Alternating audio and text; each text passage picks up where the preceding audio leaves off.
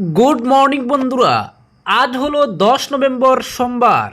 আজকের সকালের বরাক উপত্যকা তথা আসামের গুরুত্বপূর্ণ বিশেষ বিশেষ খবরগুলি হলো 8 সপ্তাহের মধ্যে হাসপাতাল, বাসস্ট্যান্ড, স্টেশনগুলিকে পথ কুকুর মুক্ত করার নির্দেশ শীর্ষ আদালতের। রামকৃষ্ণনগর দুর্গাপুরে আশাকর্মীর ঘুষ কেলেঙ্কারি, জন্ম মৃত্যু সনদ, মাতৃত্ব ভাতা ও অরুণোদয় সরকারি প্রকল্পের নামে অর্থ আত্মসাৎ। স্বাস্থ্য বিভাগের নীরবতা নিয়ে প্রশ্ন, গ্রামবাসীদের কাছ থেকে টাকা নিয়ে সরকারি সুবিধা আটকে রাখার অভিযোগ, পদক্ষেপ না নিলে বৃহত্তর আন্দোলনের হুঁশিয়ারি। 26-এর নির্বাচনের আগে গৌরবকে কেন্দ্র করে রণকৌশল, বিরোধী ঐক্যের পথে কংগ্রেস। 12 নভেম্বর ঐতিহাসিক বৈঠকে বিজেপি বিরোধী মঞ্চের প্রস্তুতি। বিধানসভা নির্বাচনে রামকৃষ্ণনগরে দলীয় মনোনয়ন চাইবেন না কৃপনাথ, বিজয় এবং কৃপনাথ দ্বন্দ্ব। কাটলিজোড়া দিননাথপুর সড়কের বেহাল দশা, খুবই ফুসছে মানুষ। নিম্নমানের নির্মাণ কাজে কয়েক মাসেই ভেঙে পড়েছে রাস্তা। দুর্নীতির অভিযোগে রাস্তায় নেমে প্রতিবাদ গ্রামবাসীর। এবং সর্বশেষ খবরটি হলো হারাঙ্গাদেউয়ের জলপ্রপাত থেকে উদ্ধার শিলচর এনআইটির সব ছাত্রছাত্রীর মৃতদেহ। এবারে শুনুন বিস্তারিত খবর। প্রতিদিনের সকাল সন্ধ্যার গুরুত্বপূর্ণ সংবাদ সবার আগে পেতে অবশ্যই চ্যানেলটি সাবস্ক্রাইব করুন। পথ কুকুর মামলায় বড়সড় নির্দেশ দিল দেশের শীর্ষ আদালত। সুপ্রিম কোর্ট জানিয়েছে, শিক্ষা প্রতিষ্ঠান, হাসপাতাল, বাসস্ট্যান্ড, রেল স্টেশন, খেলার মাঠের মতো জায়গাগুলিকে পথ কুকুর মুক্ত করতে হবে। পথ কুকুরগুলিকে ডগ শেল্টারে পাঠিয়ে দিতে হবে। 8 সপ্তাহের মধ্যে এই কাজ সম্পন্ন করার নির্দেশ দিয়েছে আদালত। সুপ্রিম কোর্টের বিচারপতি বিক্রম নাথ, বিচারপতি সন্দীপ মেহতা এবং বিচারপতি এন.বি. আন্দারিয়ার বেঞ্চ আরও জানিয়েছে, যে এলাকা থেকে পথ কুকুরদের শেল্টারে পাঠানো হবে ওই এলাকায় আর ফেরানো যাবে না। পথ কুকুরের কামড়ে শিশুদের মৃত্যুর ঘটনায় স্বতঃপ্রণোদিত মামলা দায়ের করেছিল সুপ্রিম কোর্ট। শীর্ষ আদালত কদিন আগেই জানিয়েছিল, বিভিন্ন প্রতিষ্ঠানের মধ্যে পথ কুকুরের দৌরাত্ম্য ঠেকাতে অন্তর্বর্তী নির্দেশ দেওয়া হবে। প্রতিষ্ঠানের কর্মী এবং অন্যান্যরা খাবার দিয়ে এলাকার মধ্যে পথ কুকুরদের রেখে দেন, তা বন্ধ হওয়া দরকার। শুধু পথ কুকুর নয়, জাতীয় সড়ক সংলগ্ন এলাকা থেকে বিড়াল এবং যাবতীয় গবাদি পশুদেরও সরানোর নির্দেশ দিয়েছে দেশের শীর্ষ আদালত। গঠিত হবে বিশেষ নজরদারি দল।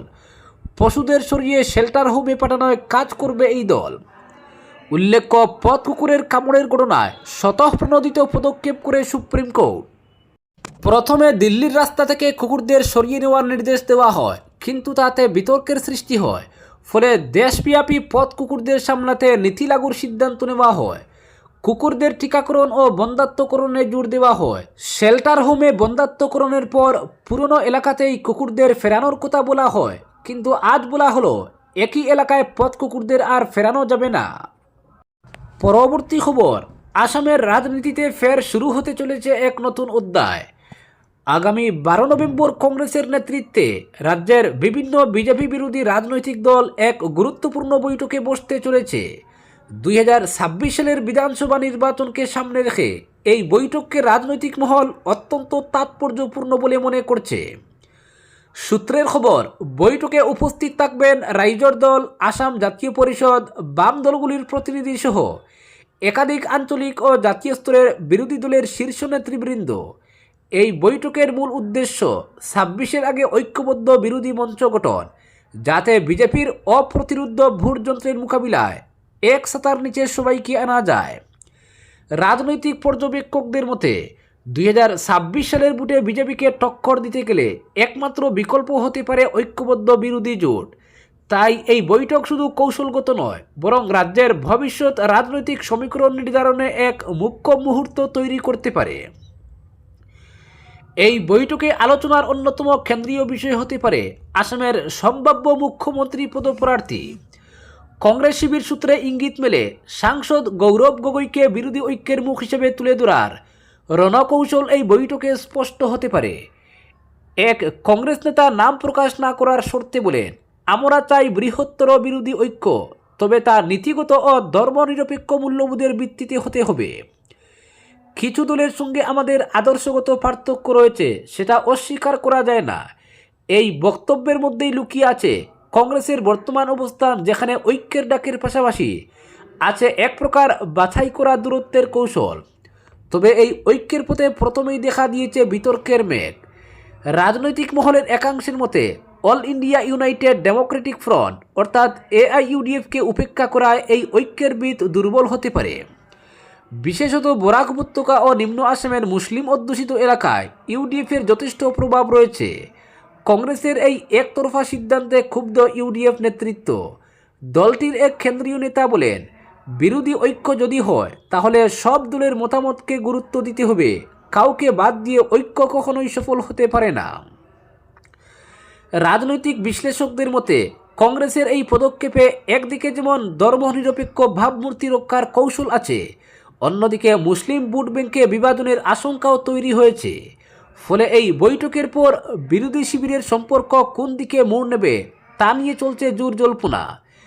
রাজনৈতিক বিশ্লেষক ডক্টর অনিরুদ্ধ দত্ত মনে করেন, আসামের রাজনীতিতে বিজেপির প্রভাব অস্বীকার করা যায় না। তাই কংগ্রেস যদি সত্যি বিকল্প মঞ্চ তৈরি করতে চায় তাহলে তাকে সব ধর্মনিরপেক্ষ ও আঞ্চলিক শক্তিকে সঙ্গে নিতে হবে। ইউডিএফকে বাদ দেওয়া রাজনৈতিকভাবে ঝুঁকিপূর্ণ পদক্ষেপ। অন্যদিকে বিশ্লেষক অনুপম দাস বলেন, এই বৈঠক বিরোধী ঐক্যের প্রাথমিক ভিত্তি স্থাপন করতে পারে। যদি ঐক্য সফল হয় তাহলে বিজেপির জন্য আগামী নির্বাচনে তা বড় চ্যালেঞ্জ হতে পারে। তবে শুধু ঐক্যের আহ্বানেই কাজ শেষ নয়। কংগ্রেসের সামনে সবচেয়ে বড় চ্যালেঞ্জ হলো বিভিন্ন দলের পারস্পরিক অবিশ্বাস দূর করা, নেতৃত্বের প্রশ্নে ঐক্যমত গঠন করা এবং প্রার্থী বণ্টনের স্বচ্ছতা বজায় রাখা। রাজনৈতিক পর্যবেক্ষকদের মতে আসামে অতীতের অভিজ্ঞতা বলছে, জোট যতই দৃঢ় হোক না কেন অভ্যন্তরীণ বিভাজনই শেষ পর্যন্ত বিপর্যয়ের কারণ হয়ে দাঁড়ায়। কংগ্রেস শিবিরের এক মুখপাত্র বলেন, 12 নভেম্বরের বৈঠক হবে আসামের রাজনীতিতে এক গুরুত্বপূর্ণ মোড় পরিবর্তনের সূচনা। আমরা চাই জনগণের স্বার্থে ঐক্যবদ্ধ লড়াই। সব মিলিয়ে বলা যায় 12 নভেম্বরের বৈঠক শুধু একটি রাজনৈতিক সভা নয়, বরং আগামী বিধানসভা নির্বাচনের রণভূমিতে বিরোধী শিবিরের প্রথম পদক্ষেপ। এই বৈঠকের পর স্পষ্ট হবে আসামে বিরোধী ঐক্যের সূর্যোদয় হবে নাকি পুরনো মতভেদই তার আলোকে স্নান করে দেবে। পরবর্তী খবর, রামকৃষ্ণনগর দুর্গাপুরে আশাকর্মীর ঘুষ কেলেঙ্কারি। জন্ম মৃত্যু সনদ, মাতৃত্ব ভাতা ও অরুণোদয় সরকারি প্রকল্পের নামে অর্থ আত্মসাৎ। স্বাস্থ্য বিভাগের নীরবতা নিয়ে প্রশ্ন। ভ্রষ্টাচার মুক্ত ভারত বিজেপি সরকারের এই স্লোগান এখন শুধু কাগজে কলমে, বাস্তবে তা কতটা কার্যকর? এই প্রশ্ন এখন ঘুরে বেড়াচ্ছে রামকৃষ্ণনগর বিধানসভা সমষ্টির দুর্লভপুরা মডেল হাসপাতালের অন্তর্গত দুর্গাপুর সাব সেন্টারের ইসলামপুর গ্রামে। কারণ এই গ্রামের মানুষ আজ রীতিমতো অতিষ্ঠ আশাকর্মী আনোয়ারা বেগমের দুর্নীতি ও দৌরাত্ম্যে। স্থানীয়দের অভিযোগ, আনোয়ারা বেগম দীর্ঘদিন ধরে সরকারি প্রকল্পের নাম করে গরিব অসহায় পরিবারগুলোর কাছ থেকে টাকা নিচ্ছেন। জন্ম ও মৃত্যু সনদ পাইয়ে দেওয়ার নামে প্রতিটি পরিবারের কাছ থেকে নিয়েছেন 2000 টাকা করে। শুধু তাই নয়, জনপ্রিয় অরুণোদয় প্রকল্পে অন্তর্ভুক্ত করার প্রতিশ্রুতি দিয়ে নিয়েছেন আরও 1000 টাকা করে। কিন্তু যাদের কাছ থেকে টাকা নিয়েছেন তাদের কেউ আজ পর্যন্ত প্রকল্পের সুবিধা পাননি। গর্ভবতী মহিলাদের ক্ষেত্রে অভিযোগ আরও মারাত্মক। সরকার নির্ধারিত আর্থিক সহায়তা তাদের কাছে পৌঁছাচ্ছে না, বরং আনোয়ারা বেগম তাদের কাছেই টাকা দাবি করছেন। এক গর্ভবতী মহিলা ক্ষোভ প্রকাশ করে বলেন, সরকার যে টাকা পাঠায় সেটা উনি নিজের হাতে রাখেন। আমরা যদি কিছু জানতে চাই উনি বলেন, তোমরা কিছু করতে পারবে না। আমি 2 লাখ টাকা খরচ করে চাকরি পেয়েছি, লাগলে আরও খরচ করব। আমরা তো সাধারণ গরিব মানুষ, কোথায় যাব? এই অভিযোগের প্রেক্ষিতে ইসলামপুর গ্রামের একাধিক ভুক্তভোগী পরিবার শ্রীভূমি জেলার যুগ্ম স্বাস্থ্য সঞ্চালকের কাছে লিখিত অভিযোগ দাখিল করেছেন। অভিযোগে তারা বিস্তারিতভাবে তুলে ধরেছেন কিভাবে আনোয়ারা বেগম সরকারি সুবিধাগুলোকে নিজের ব্যক্তিগত আয়ের উৎসে পরিণত করেছেন। যুগ্ম স্বাস্থ্য সঞ্চালক বিষয়টি গুরুত্ব সহকারে বিবেচনা করে সংশ্লিষ্ট ব্লক প্রজেক্ট ম্যানেজারের কাছে চিঠি পাঠান তদন্তের নির্দেশ দিয়ে। কিন্তু এখানেই শেষ নয়, বিপিএম সাহেব আজ পর্যন্ত কোনো পদক্ষেপই নেননি। ফলে খুবই ফুঁসে উঠছে সাধারণ মানুষ। ইসলামপুরের বাসিন্দারা জানিয়েছেন, যদি আগামী কয়েকদিনের মধ্যে আনোয়ারা বেগমের বিরুদ্ধে কঠোর ব্যবস্থা না নেওয়া হয় তাহলে আমরা বৃহত্তর গণ আন্দোলনে নামব। প্রশাসন নিশ্চুপ থাকলে রাস্তায় নামতেই হবে। প্রশাসনের নীরবতা নিয়ে প্রশ্ন তুলেছে সাধারণ মানুষ।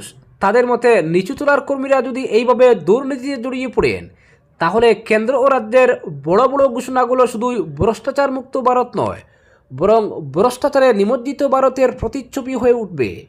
একজন অবসরপ্রাপ্ত শিক্ষক ক্ষোভের সঙ্গে বলেন, এরা আশাকর্মী নয়, নিরাশার কর্মী হয়ে উঠেছে। যারা গরিব মানুষের দরজায় সরকারি সেবা পৌঁছে দেওয়ার কথা, তারা আজ উল্টোভাবে মানুষের রক্ত চুষছে। স্থানীয় সূত্রে জানা গেছে, আনোয়ারা বেগম বহু বছর ধরেই দুর্গাপুর সাব সেন্টারে কর্মরত। প্রশাসনিক প্রভাব এবং রাজনৈতিক ছত্রচ্ছায়ায় তিনি এতটাই শক্ত অবস্থানে পৌঁছে গেছেন যে সাধারণ মানুষ তার বিরুদ্ধে মুখ খুলতে ভয় পায়। এমনকি স্থানীয় স্বাস্থ্যকেন্দ্রের কর্মকর্তারাও তাকে নিয়ে মুখ খুলতে রাজি নন। গ্রামের মানুষের দাবি, অবিলম্বে আনোয়ারা বেগমের বিরুদ্ধে নিরপেক্ষ তদন্ত হোক এবং দুর্নীতির সমস্ত নথি জনসমক্ষে প্রকাশ করা হোক। তারা আরও জানিয়েছেন, তদন্তে গাফিলতি ধরা পড়লে ইসলামপুর গ্রামবাসী দুর্লভচূড়া থেকে শ্রীভূমি সদর পর্যন্ত বিক্ষোভ মিছিল সংগঠিত করবেন। পরবর্তী খবর, কাটলিজোড়া দিননাথপুর সড়কের বেহাল দশা, খুবই ফুসছে মানুষ। সরকারি ফাইলে উন্নয়নের রঙিন গল্প, কিন্তু মাটির প্রতি তার চিত্র একেবারেই উল্টো। হাইলাকান্দি জেলার কাটলিজোড়া বাইপাস থেকে দিননাথপুর হয়ে নতুন বাজার পর্যন্ত সংযোগ সড়কটি আজ যেন এক দুঃস্বপ্নের রাস্তা। কোথাও হাঁটু সমান গর্ত, কোথাও ধুলোর দুয়া, আবার কোথাও পিচের বদলে কাদা ও ইটের টুকরো। এই সড়কে একবার গাড়ি তুললেই বোঝা যায় উন্নয়নের নামে চলছে কেমন দুর্নীতির মহাসড়ক। স্থানীয় বাসিন্দাদের অভিযোগ, সরকার কয়েক মাস আগেই এই রাস্তাটির উন্নয়নের জন্য লক্ষ লক্ষ টাকা বরাদ্দ করেছিল। কাজের দায়িত্ব পেয়েছিলেন স্থানীয় ঠিকাদার রাজু চৌধুরী। শুরুতে কাজের দুমদাম হলেও শেষ পর্যন্ত দেখা গেল রাস্তার পিচ যেন কাগজের আস্তরণ। কয়েক মাস যেতে না যেতেই পুরো রাস্তা গর্তে পড়ে যায়। আজ সেই পাকা রাস্তা পরিণত হয়েছে এক বিপজ্জনক পদযাত্রায়। দিননাথপুর বাজার এলাকার বাসিন্দা আলী হোসেন, তাজউদ্দিন, বদরুল আলম ও বদরউদ্দিন ক্ষোভ প্রকাশ করে বলেন, আমরা বহুবার প্রশাসনের দ্বারস্থ হয়েছি, কিন্তু কেউ আমাদের কষ্ট বুঝতে চায় না। রাস্তাটা এমন হয়েছে রোগী নিয়ে অ্যাম্বুলেন্স পর্যন্ত যেতে পারে না। ছোটো বাচ্চাদের স্কুলে পাঠানো এখন বিপজ্জনক হয়ে উঠেছে। শনিবার বিকেলে দিননাথপুর বাজার চত্বরে শতাধিক গ্রামবাসী একত্রিত হয়ে বেহাল সড়কের বিরুদ্ধে বিক্ষোভে ফেটে পড়েন। হাতে হাতে প্লেকার্ড, মুখে ক্ষোভের স্লোগান, দুর্নীতিবাদ ঠিকাদার হুঁশিয়ার, আমাদের রাস্তা ফেরত দাও। তাদের দাবি, নিম্নমানের কাজের জন্য দায়ী ঠিকাদার ও সংশ্লিষ্ট দপ্তরের কর্মকর্তাদের বিরুদ্ধে অবিলম্বে কঠোর ব্যবস্থা নিতে হবে। সড়কের বর্তমান চিত্র এতটাই ভয়াবহ যে প্রতিদিনই দুর্ঘটনার আশঙ্কা থাকে। মোটর বাইক উল্টে পড়ে আহত হচ্ছেন মানুষ, সাইকেল বা টেম্পো চলাচল প্রায় অসম্ভব।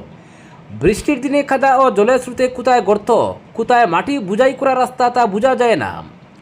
ফলে এলাকাবাসী বলছেন, এই রাস্তা এখন উন্নয়নের নয়, মৃত্যুর ফাঁদে পরিণত হয়েছে। সরকারি রেকর্ড অনুযায়ী রাস্তা নির্মাণে ব্যয় হয়েছে কয়েক কোটি টাকা, কিন্তু প্রশ্ন উঠছে এত টাকা খরচ হলো কোথায়? ঠিকাদারের নামে কাজ হলেও মাঠে দেখা যাচ্ছে কেবল নামমাত্র সংস্কার। এমনকি পিচের স্তর না দিয়ে নুড়ি ও মাটি মিশিয়ে কাজ সম্পন্ন করা হয়েছে বলে অভিযোগ। স্থানীয় সূত্রে জানা গেছে, কাজ শেষের পর কোনো প্রকার মান যাচাই বা টেকনিক্যাল পরিদর্শনও করা হয়নি। অর্থাৎ প্রকল্প শেষ মানেই ফাইল বন্ধ, জনতার দুর্ভোগের খাতা খোলা রইল। রাস্তার এই ভগ্নদশা কেবল পরিবহন নয়, প্রভাব ফেলেছে স্থানীয় অর্থনীতিতেও। কৃষকরা তাদের ধান, শাকসবজি বা দুধ বাজারে তুলতে পারছেন না সময় মতো। ব্যবসায়ীরাও ভোগান্তির শিকার, কারণ পণ্য পরিবহনের সময় ও খরচ দুটোই বেড়ে গেছে। স্থানীয় এক ব্যবসায়ী বলেন, এই রাস্তা ঠিক না হলে আমাদের দোকানদারি বন্ধ হয়ে যাবে, গাড়ি ঢুকতে পারে না, পণ্য তুলতে গেলে অর্ধেক নষ্ট হয়ে যায়। দীর্ঘদিন ধরেই এলাকাবাসী প্রশাসনের কাছে লিখিত ও মৌখিকভাবে অভিযোগ জানিয়ে আসছেন, কিন্তু কার্যকর পদক্ষেপের কোনো লক্ষণ নেই। আজকের বিশেষ সংবাদ এখানেই সমাপ্ত।